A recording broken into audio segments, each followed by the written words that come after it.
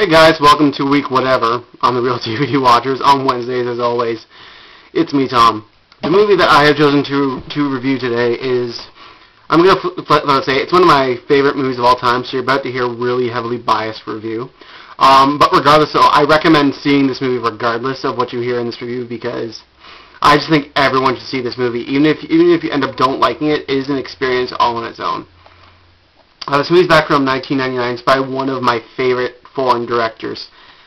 And just, this movie is just triumph written all over it. It's Audition by Takashi Miike.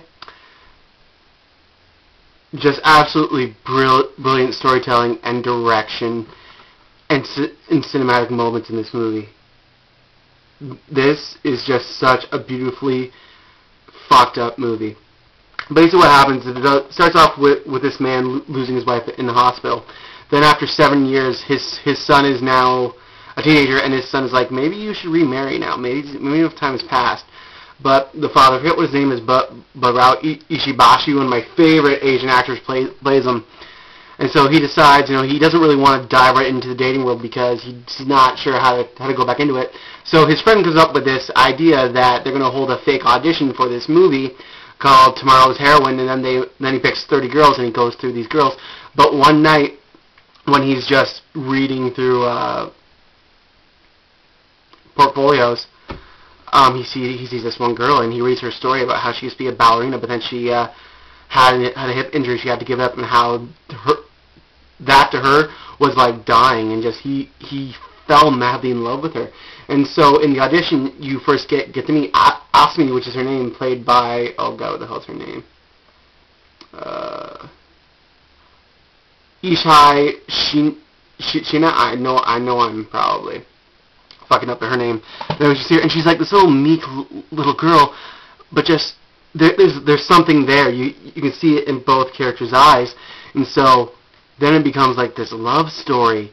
But then, as the love story increases, though, you start to see how Asami is really fucked up. Like there's this scene where her and the Ravi Shabashi character go out on a date, and then she's like, I'll wait for your phone call.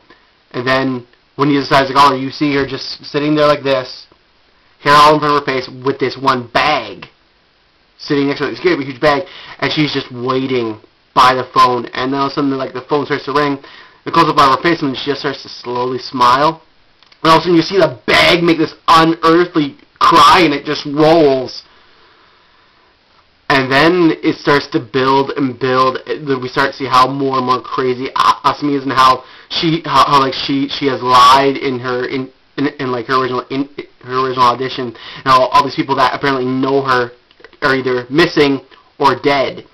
And then you learn more about her past as well too. And it all builds to this final moment where it's torture pretty much, and just you have such a hard time watching the screen because of what she's doing to him, because it's so raw, but in the same time it's out of love, and you're like, what the fuck are you doing, woman?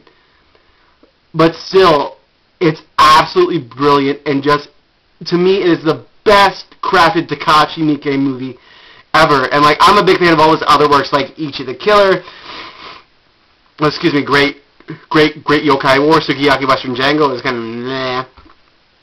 Oh my god, just Habits of the Katakiris too, just this movie to me stands alone because of how deranged it is, because it doesn't, because like most movies are just like straight on go with its demented ways, but this one slowly builds and you feel creepy throughout the whole entire movie. A lot of people don't like this movie because they claim that it takes too long to get going, and I can understand that, but for someone like me, I loved how they dragged it out. It was just so beautiful. Miike's direction in this movie is just pure amazing. I mean, everyone just knew what they were doing, and it was just perfect. It's like they didn't have to redo anything. And his use of color in some scenes, oh my god, Miike, I fucking love you. In this newly released two-disc edition, there is an audition that Takashi Miike does at the beginning, and it's so great to see. It also comes with a little essay in it, so technically this could be a Criterion. I really hope this movie does come out on Criterion, because I feel that it totally deserves to be on Criterion.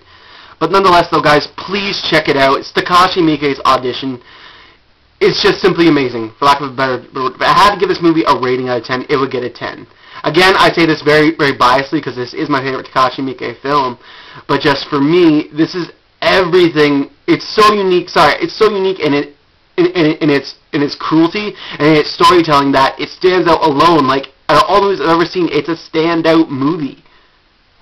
I fucking love it. So thanks to everyone who watches and subscribes. Matt is hopefully up tomorrow, and I will see you guys next week. Later.